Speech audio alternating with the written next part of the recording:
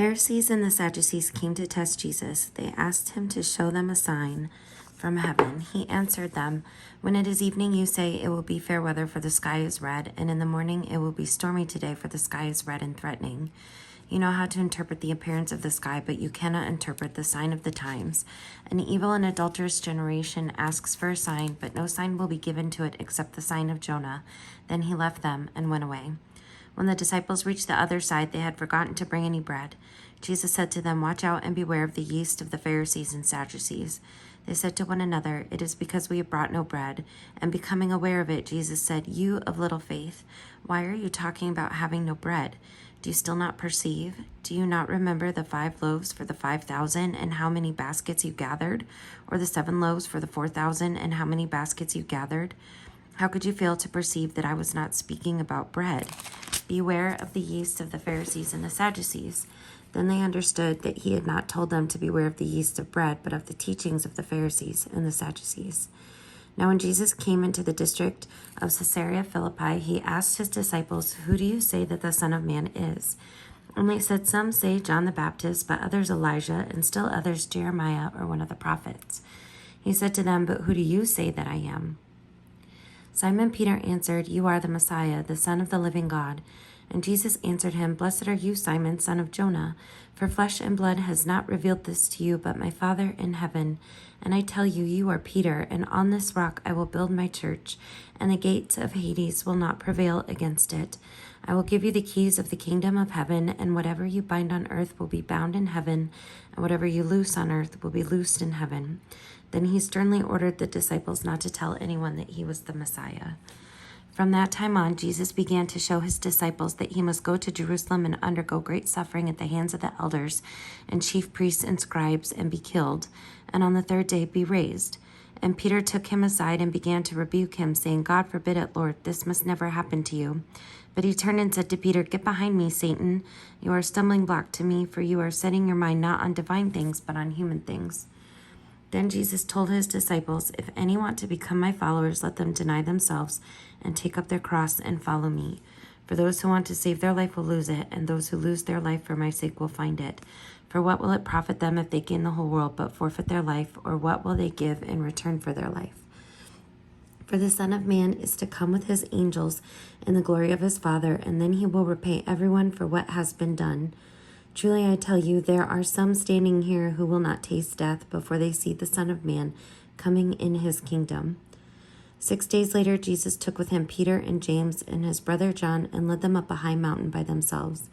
And he was transfigured before them, and his face shone like the sun, and his clothes became dazzling white. Suddenly there appeared to them Moses and Elijah talking with him. Then Peter said to Jesus, "Lord, it is good for us to be here. If you wish, I will make 3 dwellings here, one for you, one for Moses, and one for Elijah." While he was still speaking, suddenly a bright cloud overshadowed them, and from the cloud a voice said, "This is my Son, the Beloved. With him I am well pleased. Listen to him." When the disciples heard this, they fell to the ground and were overcome by fear. But Jesus came and touched them, saying, "Get up and do not be afraid." And when they looked up, they saw no one except Jesus himself alone. As they were coming down the mountain, Jesus ordered them, "Tell no one about the vision until after the Son of Man has been raised from the dead." And the disciples asked him, "Why then do the scribes say that Elijah must come first?" He replied, "Elijah is indeed coming and will restore all things. But I tell you that Elijah has already come, and they did not recognize him. But they did to him whatever they pleased. So also the Son of Man is about to suffer at their hands." Then the disciples understood that he was speaking to them about John the Baptist. When they came to the crowd, a man came to him, knelt before him, and said, "Lord, have mercy on my son, for he is an epileptic and he suffers terribly. He often falls into the fire and often into the water. And I brought him to your disciples, but they could not cure him." Jesus answered, "You faithless and perverse generation, how much longer must I be with you? How much longer must I put up with you? Bring him here to me." And Jesus rebuked the demon, and it came out of him, and the boy was cured instantly. Then the disciples came to Jesus privately and said, "Why could we not cast it out?" He said to them, "Because of your little faith. For truly I tell you, if you have faith the size of a mustard seed, you will say to this mountain, 'Move from here to there,' and it will move, and nothing will be impossible for you." Again, As they were gathering in Galilee, Jesus said to them, "The Son of Man is going to be betrayed into human hands, and they will kill him, and on the third day he will be raised." And they were greatly distressed. When they reached Capernaum, the collectors of the temple tax came to Peter and said, "Does your teacher not pay the temple tax?" He said, "Yes, he does." And when he came home, Jesus spoke of it, first asking, "What do you think, Simon? From whom do kings of earth take toll or tribute? From their children or from others?" When Peter said, "From others," Jesus said to him, "Then the children are free. However, so that we do not give offense to them, go to the sea and cast a hook. Take the first fish that comes up, and when you open its mouth, you will find a coin. Take that and give it to them for you and me." At that time, the disciples came to Jesus and asked, "Who is the greatest in the kingdom of heaven?" He called a child whom he put among them and said, "Truly I tell you, unless you change and become like children, you will never enter the kingdom of heaven. Whoever becomes humble like this child is the greatest in the kingdom of heaven. Whoever welcomes one such child in my name welcomes me. If any of you put a stumbling block before one of these little ones who believe in me, it would be better for you if a great millstone were fastened around your neck and you were drowned in the depth of the sea. Woe to the world because of stumbling blocks. Occasions for stumbling are bound to come, but woe to the one by whom the stumbling block comes. If your hand or your foot causes you to stumble, cut it off and throw it away. It is better for you to enter life maimed or lame than to have 2 hands or 2 feet and to be thrown into the eternal fire. And if your eye causes you to stumble, tear it out and throw it away. It is better for you to enter life with 1 eye than to have 2 eyes and to be thrown into the hell of fire. Take care that you do not despise one of these little ones, for I tell you, in heaven their angels continually see the face of my Father in heaven. What do you think? If a shepherd has 100 sheep and one of them has gone astray, does he not leave the 99 on the mountain and go in search of the one that went astray?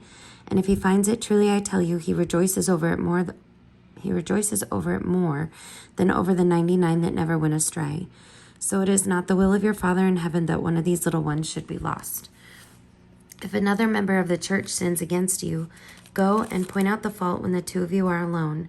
If the member listens to you, you have regained the one. But if you are not listened to, take 1 or 2 others along with you, so that every word may be confirmed by the evidence of 2 or 3 witnesses. If the member refuses to listen to them, tell it to the church. And if the offender refuses to listen even to the church, let such a one be to you as a Gentile and a tax collector. Truly I tell you, whatever you bind on earth will be bound in heaven, and whatever you loose on earth will be loosed in heaven. Again, truly I tell you, if 2 of you agree on earth about anything you ask, it will be done for you by my Father in heaven. For where 2 or 3 are gathered in my name, I am there among them." Then Peter came and said to him, "Lord, if another member of the church sins against me, how often should I forgive? As many as 7 times?" Jesus said to him, "Not 7 times, but I tell you, 77 times. For this reason, the kingdom of heaven may be compared to a king who wished to settle accounts with his slaves. When he began the reckoning, one who owed him 10,000 talents was brought to him. And as he could not pay, the Lord ordered him to be sold, together with his wife and children, and all his possessions, and payments to be made.